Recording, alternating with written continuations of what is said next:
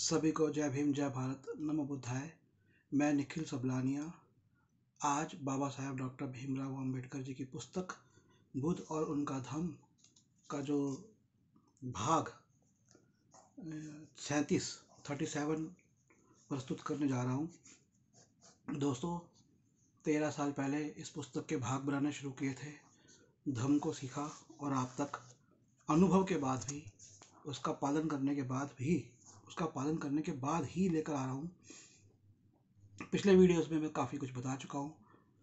हम अभी फ़िलहाल चतुर्थ खंड का भाग 3 बौद्ध जीवन मार्ग सुन रहे थे और उसके अंदर हमने अब हमारा भाग बौद्ध जीवन मार्ग में अध्याय इसका तीसरा अंश है क्लेश और द्वेष। क्लेश माने जो हम झगड़ा वगैरह करते हैं वो, और द्वेष माने जो हम ईर्ष्या करते हैं, उसको हम सुनेंगे। तो मैं भी कुछ सोच रहा था, आज 8 तारीख है 2025 जनवरी मास, प्रातः 4 बजे। आज रात्रि में मैंने 2 वीडियो बनाए, 35 और 36, और ये 37वां वीडियो है। अध्ययन करना एक अलग चीज़ है। मैंने देखा है कि मेरे जो पहला वीडियो था इसका, जो मैंने लगभग, मैं आपको बता दूं, 5 साल ये चैनल हमारा जिस पे वीडियो आ रहा है अम्बेडकर टाइम से बंद रहा है। 2023 में इसको शुरू किया। क्यों बंद हुआ, क्यों बंद किया यूट्यूब ने, मुझे समझ नहीं आया, पर मैं निरंतर उनसे बातचीत करता रहा। तो 2000 अंततः 5 साल बाद उन्होंने शुरू किया। हो सकता है कि इसमें बहुत ज़्यादा लोग इसको देखते, फिर भी पहला वीडियो 20,000 से ज़्यादा लोगों ने देखा इतने सालों में, अगर ये 5 साल हटा दें 7 सालों में। पर अंतिम वीडियो मुश्किल से, और कई वीडियो तो 200 लोगों ने देखा है। तो आप जो भी वीडियो देखें, उससे पहले के वीडियो प्रथम से लेके अब, जैसे आप 37 देख रहे हैं तो पहले से लेके 37 तक के देखिए, और फिर आगे के जो डलेंगे वो अवश्य देखिए। अन्यथा फिर जो मेरा प्रयास है वह अधूरा रहता है। और मैं ये नहीं कहूँगा कि आपको किसी कोर्स की तरह करना है। मैं आपको बताता हूँ कि होता क्या है। ये आपको मैं एक बहुत महत्वपूर्ण बात बता रहा हूँ। ये धम्म है। धर्म को पाली में धम्म बोलते हैं। भगवान बुद्ध के जो धर्म है उसको हम धम्म बोलते हैं। धम्म को सुनने से क्या होता है? धम्म को अब जैसे मैं पहले वीडियोस में बता चुका हूँ, और जो अंतिम पंक्ति थी इससे पहले के अध्याय थी, उसमें खुद भगवान बुद्ध कह रहे हैं कि शुभ कर्म करने वाले, अच्छे काम करने वाले, गुणकर्म परलोक में उनका स्वागत होता है। तो वो भी परलोक की कहीं ना कहीं बात कर रहे हैं। तो जब आप धम्म को सुनते हैं ना, बोलने वाले पे तो प्रभाव पड़ता ही है जीवन पे। मेरे जीवन में बहुत से पॉजिटिव चीज़ें आई जब मैं भगवान बुद्ध की शरण में गया, जब मैं बुद्ध विहार जाना शुरू किया, उनका अध्ययन करना शुरू किया, वीडियो बनाने शुरू किए 2012 में। मेरे जीवन में बहुत से शुभ चीज़ें हुई, अच्छी चीज़ें हुई। और जब आप उनको सुनते हैं तो उनको सुनने से न केवल शुभ चीज़ें होंगी, बल्कि जो बुरी चीज़ें आपके जीवन में कुछ हो रही हैं वो भी कम होगी। अब आप कहेंगे कि आप तो वही बात कह रहे हैं कि जय हनुमान ज्ञान गुण सागर, जय कपीसति लोक उजागर। तो उसमें जो कहते हैं कि तुलसीदास जी ने जो लिखा, बार बार सुने पाठ ई हुई, तो मैं उनसे इत्तेफाक रखता हूँ। मैं उनको कोई मना नहीं कर रहा। जब आप अच्छी बात सुनते हैं, अच्छा कर्म करते हैं, आप किसी देवी या शक्ति की पूजा करते हैं, तो उसका प्रभाव आप पे पड़ता ही है कि भूत पिशाच निकट ना आवे, महावीर जब नाम सुनावे। तो मैं उसमें, देखिए क्या है कि हमारा ज्ञान लुप्त हो चुका है, हमें पता ही नहीं है क्या है क्या नहीं है। हो सकता है तुलसीदास जी ने उसको रिवाइव करने की कोशिश करी हो। तुलसीदास जी की कुछ बातें से तर्क संगत भी नहीं है, फिर भी कहीं ना कहीं कई बातें सही उनकी होंगी। मैं तो अपने अनुभव के आधार पे कह रहा हूँ, बुद्ध विहार में जाना, लेकिन सच्चे दिल से, झूठे दिल से नहीं। धम्म को सुनना, धम्म को पढ़ना और दान देना किसी को भी, इनके प्रभाव पड़ते हैं। कुशल कर्म करना, अष्टांगिक मार्गों पर चलना। तो मैं इसलिए कहूँगा कि आप इनको सुनते रहिए। रात को एक बार लगा के सो, लेटने से पहले लगा लीजिए और सुनिए। और मेरी आवाज़ अगर इतनी पसंद ना आए तो मुझे फ़ोन करके बता दीजिए। मेरा फ़ोन नंबर है 8527533051, 8527533051, निखिल सबलानिया, दिल्ली से।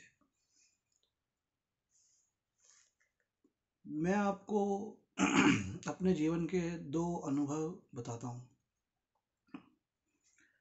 सन 2012 की बात है। देखिए मैं ना ये, भगवान बुद्ध ने तो मना किया है चमत्कार के लिए, उस पर हम बाद में जाएंगे, लेकिन मैं तो इतनी चीज़ें देखता हूँ कि मैं उनको चमत्कार कहूँगा नहीं। मैं कहूँगा कि ये हमारे जीवन का वो अंश है जो हमें पता नहीं है, जो विज्ञान है जो हमें पता नहीं है। पर मेरा कम से कम इतना तो फर्ज बनता है ना, जो मेरे अपने साथ हुआ वो तो मैं आपको बताऊँ ना, कि नहीं। 2012 में मैं बोध गया, लुम्बिनी, सारनाथ गया। उससे पहले मेरी ना नींद खुल जाती थी। मैं, ऐसे लगता था गले में कुछ अटक रहा है। तो लुम्बिनी में जो हमारे बोध गया में भी मैं रुका, हमारे साथ जिन जिन लोगों के साथ हम गए थे वो लोग तो अगले दिन ही निकल गए। मैंने कहा नहीं, मैं यहाँ आया हूँ तो मैं 2-3 दिन भगवान बुद्ध की स्थली पर रुक के जाऊँगा। फिर हम जब लुम्बिनी गए बोध गया के बाद, तो वहाँ पे लुम्बिनी में भी वो लोग, कुछ लोग चले गए जल्दी। मैंने कहा नहीं, मैं यहाँ पर और समय बिता के जाऊँगा। तो वहाँ पर कोरिया का बुद्ध विहार है, वहाँ पर आपको डोरमेट्री मिलती है। तो वहाँ पर हम सोए रात को। रात को मेरे को स्वप्न आया कि मेरे गले से जो सेफ्टी पिन होती है ना लोहे की, वो निरंतर निकले जा रही है। आज 13 साल हो गए।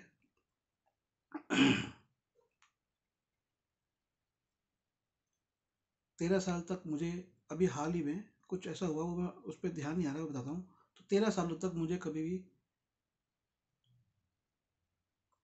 मेरे गले से कभी भी से मेरा गला कभी नहीं हुआ कि मेरा गला रात में रुका हो, गुड नाइट जलाने से भी, कछुआ छाप जलाने से भी, कि मेरी उससे नींद खुल गई हो। कई बार उससे जो नींद खुली है वो दम, जैसे हमने गुड नाइट चलाई तो उसकी वो स्मेल अच्छी लग रही हो, लेकिन जो गले के अंदर एक ऐसा लगता था कि गले में कुछ चुभ रहा हो, वो मेरा होना बंद हो गया। मैं इसको अंधविश्वास के रूप में नहीं कह रहा, मैं इसे पूर्ण विश्वास के रूप में कह रहा हूँ। इस बात को आप समझिए। अभी पीछे कुछ दिनों पहले की बात है, अब ये 13 साल तक तो मुझे ऐसा कुछ नहीं हुआ।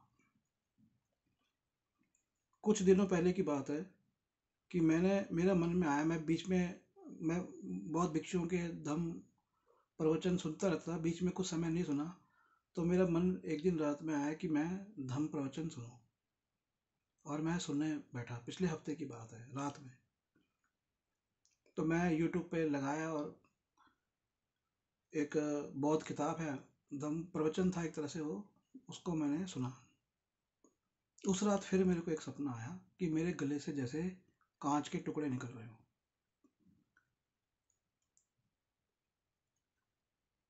तो ये क्या है कि ये कोई चमत्कार नहीं है, ये तो ऊर्जाओं का मिलन है। कि जब आप उन पवित्र ऊर्जाओं के करीब जाते हैं, तो वो जब पवित्रता आती है आपके शरीर में, आपके मन में, आपके तन में, आपके स्वप्न में, तो वो वहां से गंदगी जो कहते हैं उसको मिटा देती है।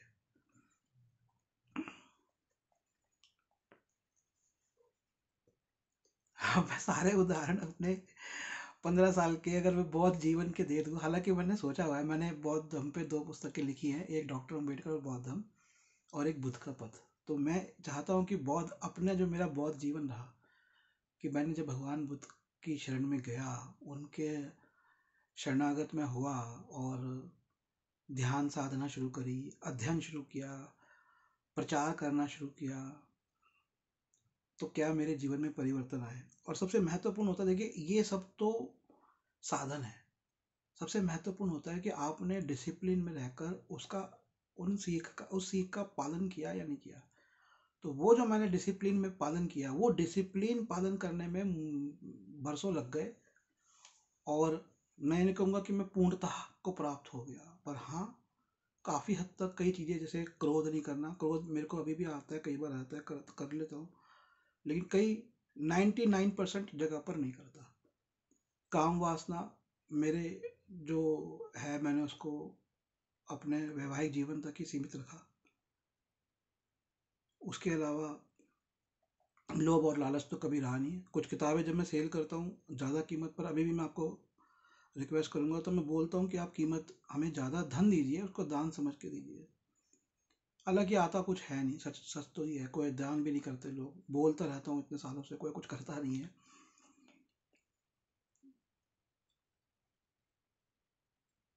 तो जो मैं जीवन में डिसिप्लिन फॉलो किए, जैसे मैंने पिछले वीडियो में बताया, वो उस प्रण जो होते हैं, तो प्रण ले लिए कि भैया आपने काम मुक्ति, काम से मुक्ति पानी है, आसक्ति नहीं करनी, लोभ में आसक्ति नहीं करनी,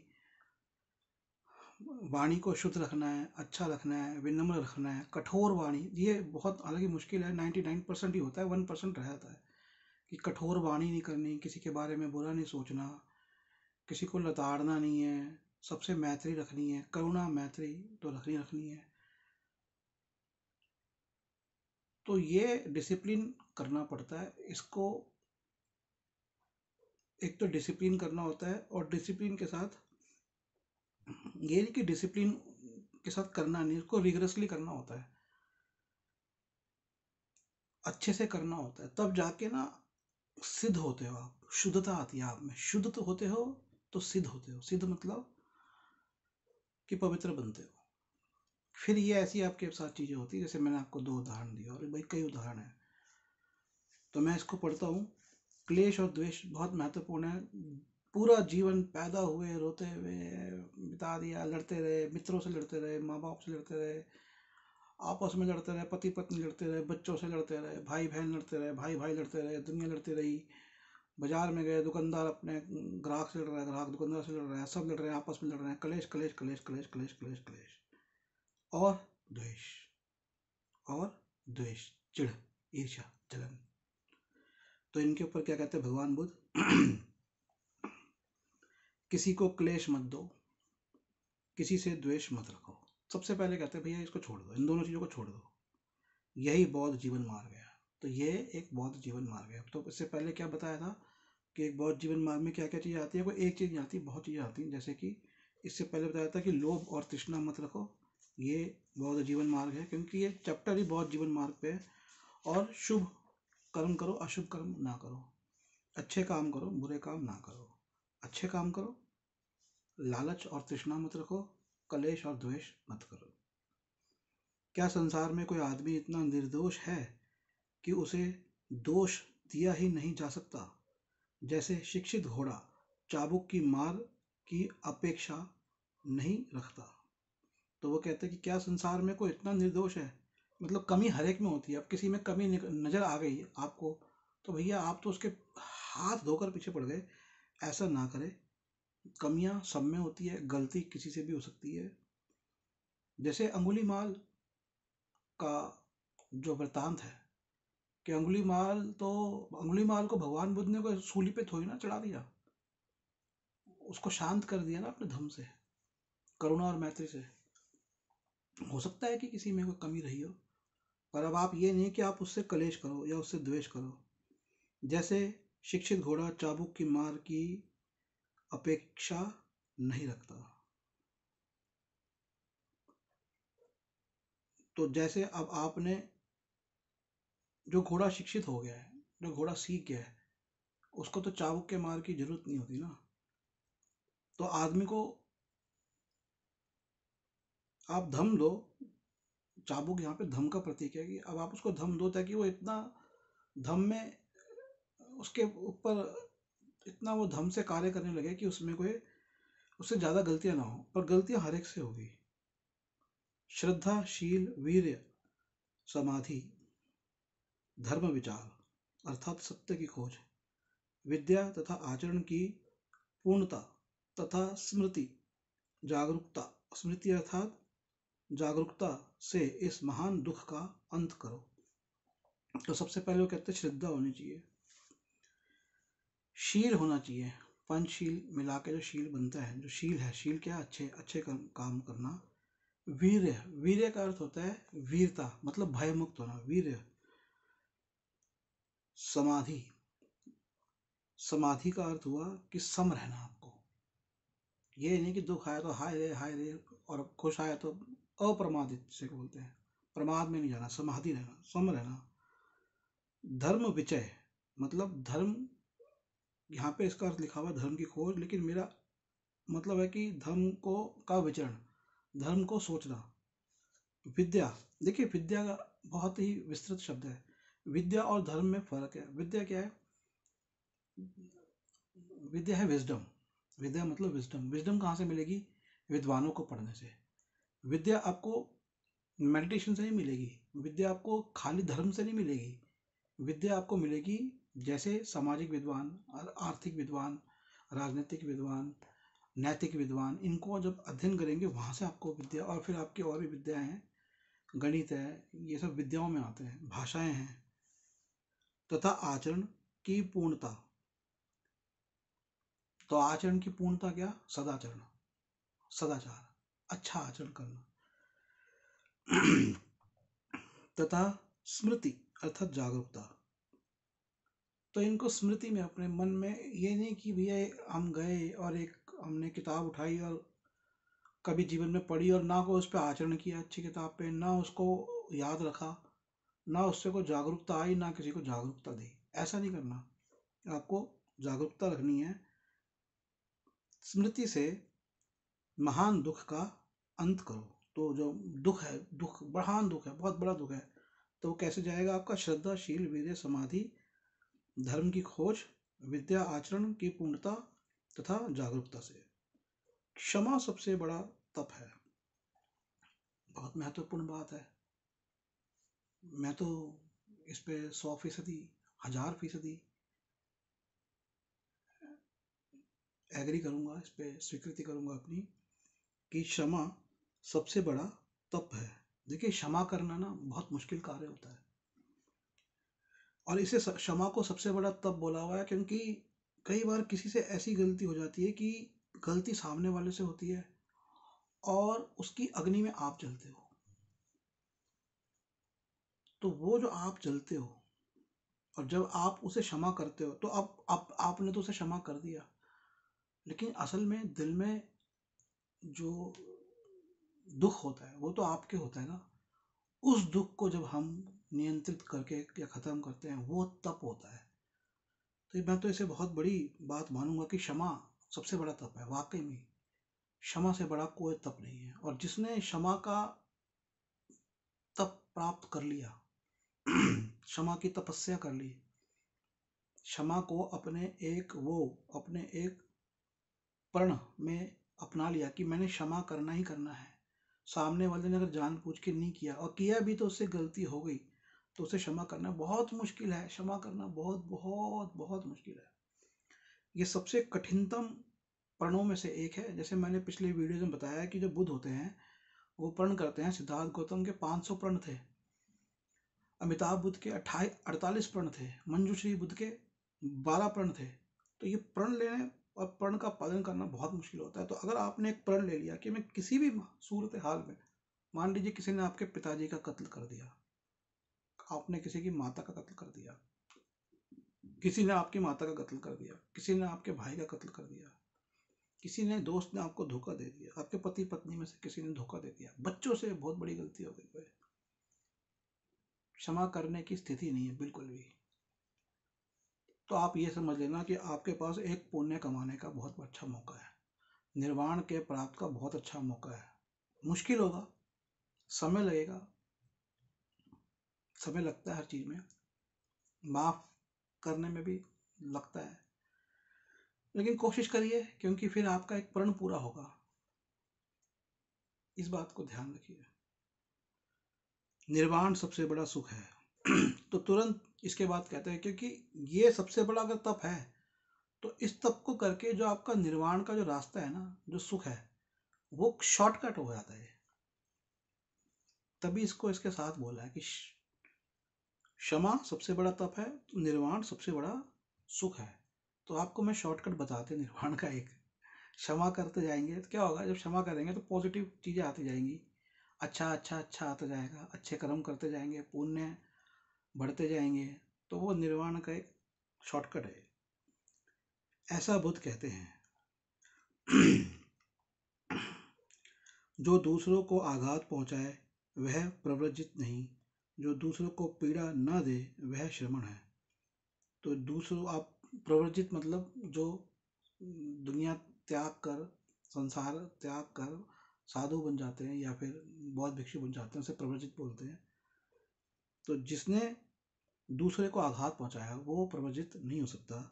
जो दूसरे को पीड़ा ना दे वह श्रमण है। श्रमण अर्थात भगवान बुद्ध का शास्ता। शास्ता आई थिंक शिष्य को बोलते हैं शास्ता।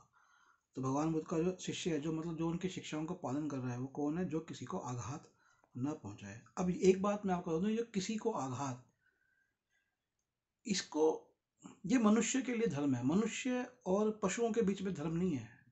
पशुओं से काम लेना, पशुओं को खाना, वो एक अलग चीज है। कोशिश करें कि वो भी ना हो, लेकिन फिर आप जिएंगे कैसे? कई क्षेत्र में तो आप जी नहीं सकते, आपकी बॉडी में प्रॉब्लम्स आ जाएंगी। वो मेन बात ये समझनी कि जो धर्म है ना, ये मनुष्यों का धर्म है। ये मनुष्य और पशुओं का धर्म नहीं है। पशुओं को मनुष्य खाता है सदियों से, उसके लिए उसको आघात पहुंचाना होता है। कई बौद्ध हैं जो कि नहीं खाते मांस, वो आपके ऊपर है। धर्म में ऐसा कुछ नहीं है।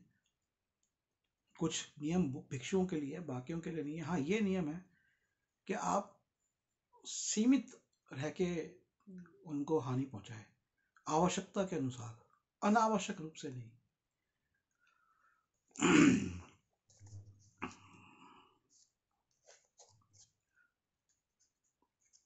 वाणी से बुरा वचन ना बोलना, किसी को कोई कष्ट ना देना, विनय पूर्वक नियमानुसार,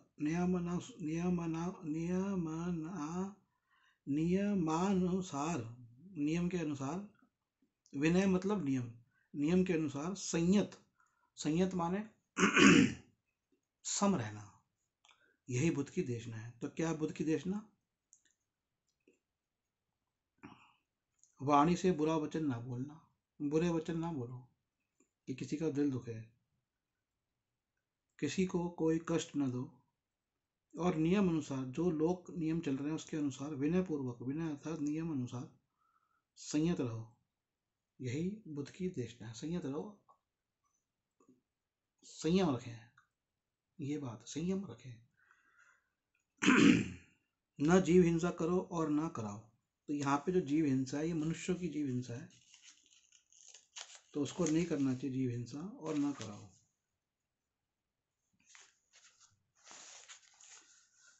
देखिए जीव जो होते हैं ना, वो बहुत तरह के होते हैं। सूक्ष्म जीव भी होते हैं। कई जीव होते हैं जो कि सूक्ष्म होते हैं, उनकी हिंसा होएगी होगी। आप उनकी हिंसा किए बिना कोई भी पौधा नहीं उगा सकते, कुछ भी खा नहीं सकते। आप दही खाते हैं तो उसमें सूक्ष्म जीव होते हैं। आप जलेबी खाते हैं तो उसमें के जो फेंटते हैं उसको, उसमें आप जो ब्रेड खाते हैं उसमें सूक्ष्म जीव होते हैं। तो अगर आप ऐसा सोचने लग जाओ कि जीव का अर्थ कि भैया कोई भी जीव को नहीं मारेंगे और कुछ खाएंगे, तो आप कुछ खा ही नहीं सकते प्रकृति के अंदर। आप कोई कपड़ा नहीं बना सकते, आप शहरीकरण नहीं कर सकते। शहरीकरण मैं तो कहूँगा नहीं करो।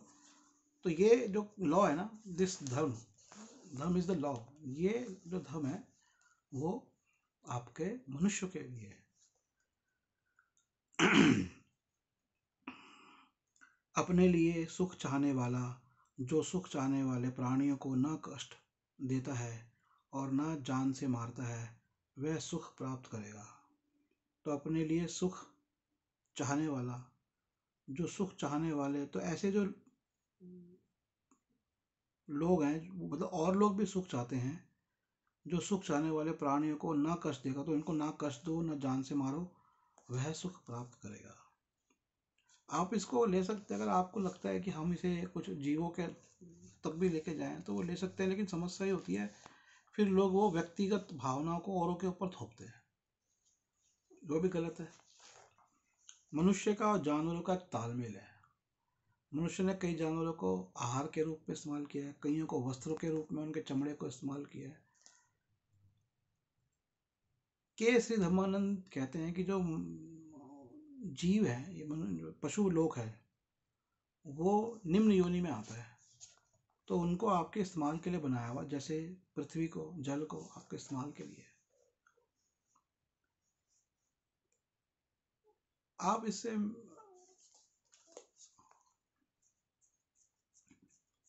हिटलर शाकाहारी था, कितने करोड़ लोगों को उसने मरवाया। तो जरूरी नहीं है कि शाकाहारी भोजन से ही कोई व्यक्ति जीव हत्या नहीं करता। सबसे बड़ा जीव हत्यारा, मनुष्य हत्यारा तो हिटलर था। यदि एक टूटे भाजन की तरह तुम निशब्द हो जाओ तो तुमने निर्वाण प्राप्त कर लिया। तुम्हारा क्रोध से कोई संबंध नहीं है। तो अब यहाँ पर ये जो शब्द आया भाजन, इसका अर्थ समझना पड़ेगा।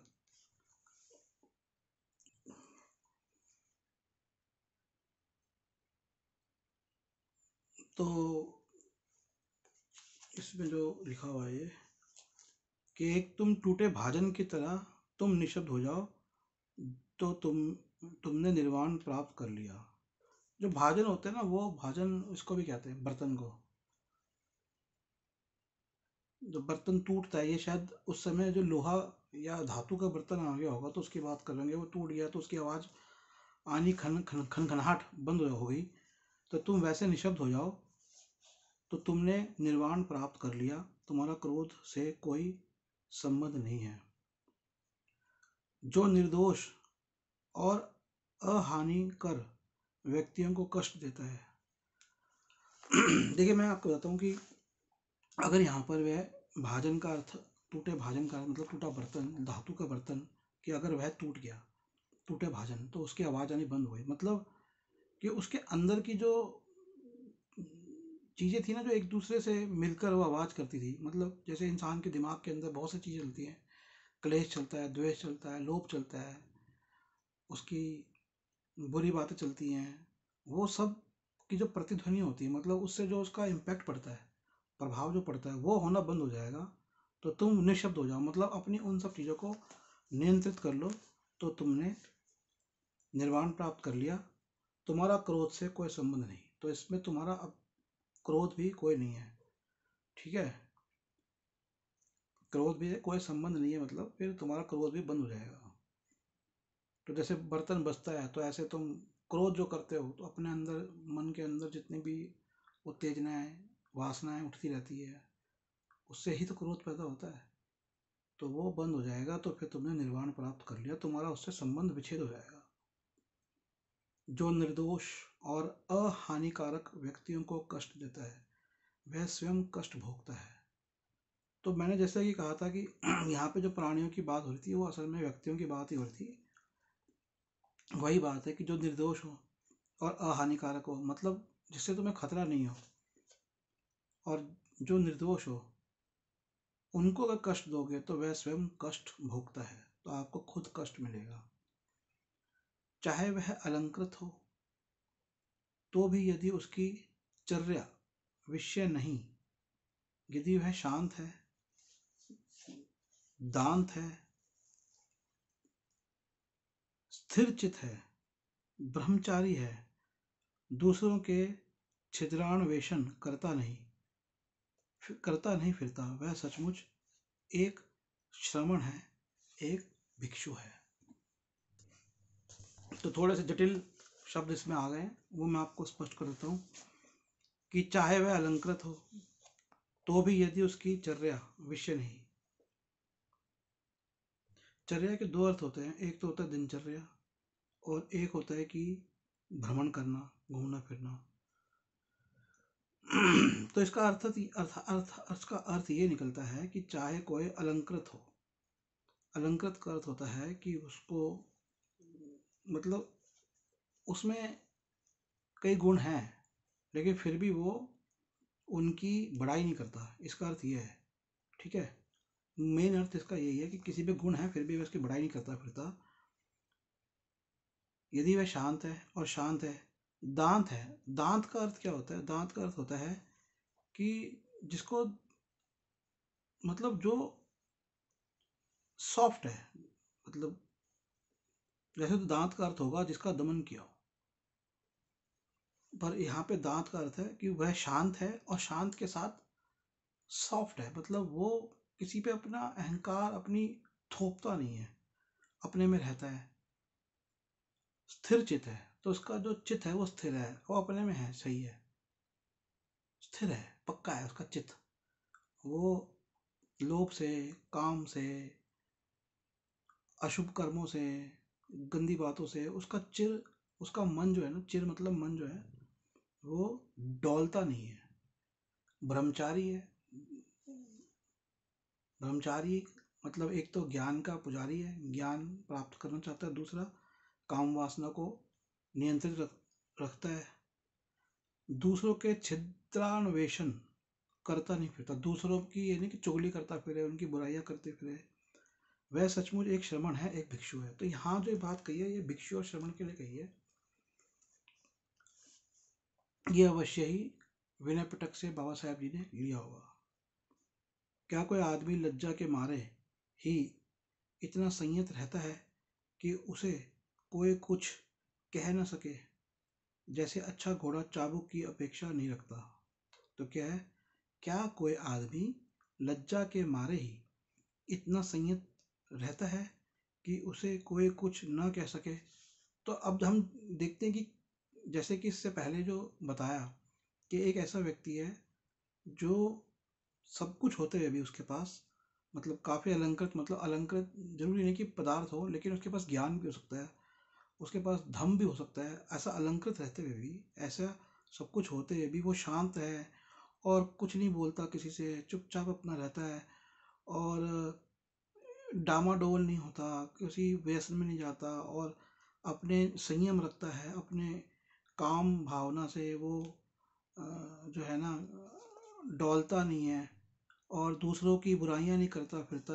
तो वो जो ऐसा आदमी है, इस आदमी का मतलब ये नहीं है कि वो लज्जा है, कि वो शर्मीला है। तो इसी को वो कह रहे हैं कि क्या कोई आदमी लज्जा के मारे ही इतना संयत रहता है कि उसे कोई कुछ कह ना सके, जैसे अच्छा घोड़ा चाबुक की अपेक्षा नहीं रखता? तो ऐसा नहीं है कि वो इसीलिए इतना संयत हो गया कि इसमें कोई शर्म, उसको लज्जा है उसमें कि कोई उसे कुछ बोले ना, ऐसा नहीं होता। ये उसके एक अच्छे भिक्षु के या अच्छे बौद्ध की पहचान होती है।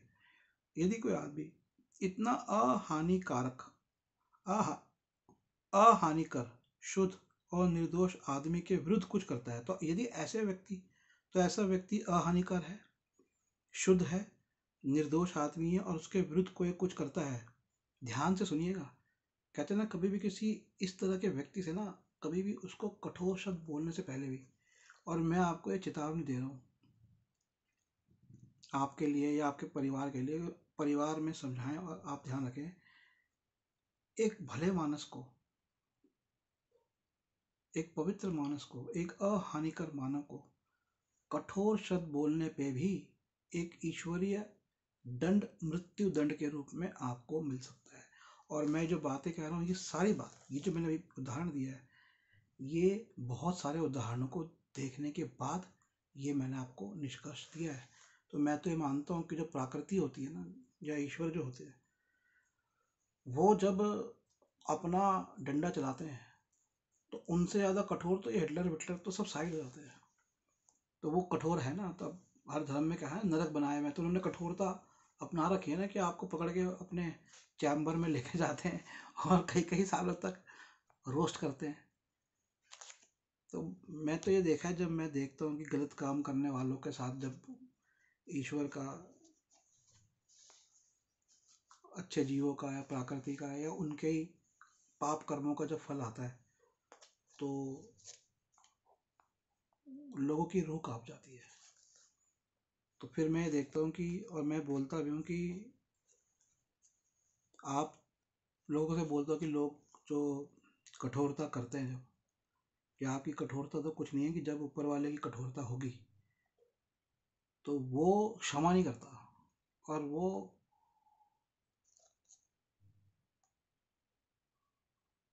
उसका नियम बहुत कड़ा होता है, ये मैं बता दूँ। तो इसलिए बेहतर है अपनी भलाई के लिए कि ऐसे किसी व्यक्ति को आप कुछ ना करें,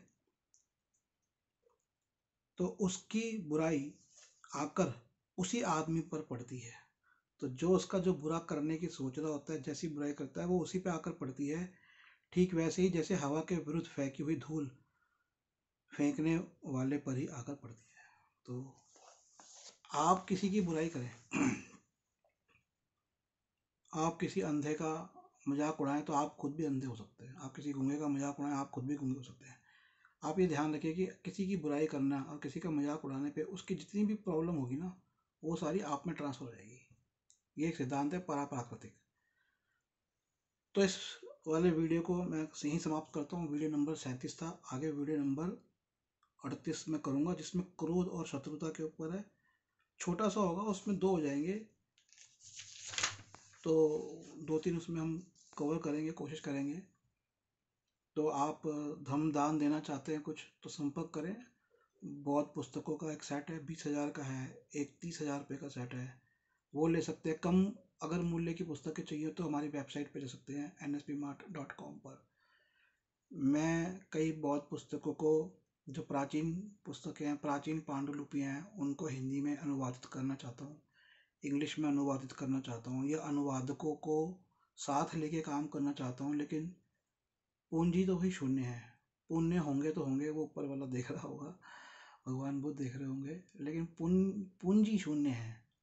तो वो पूंजी अगर आपको लगता है कि आपकी वो पूंजी ऐसे सार्थक कार्य में लगा कर कुछ अच्छा करेगी, तो आप अवश्य वह पूंजी उस पदार्थ का क्षय करें और धम को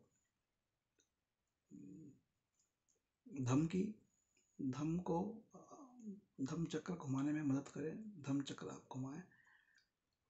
तो जय भीम, जय भारत, नमो बुद्धाय। मोबाइल नंबर फिर से मैं बता देता हूँ, 8527533051, 8527533051। एक और नंबर है 8851188170, और वेबसाइट है nspmart.com। धन्यवाद।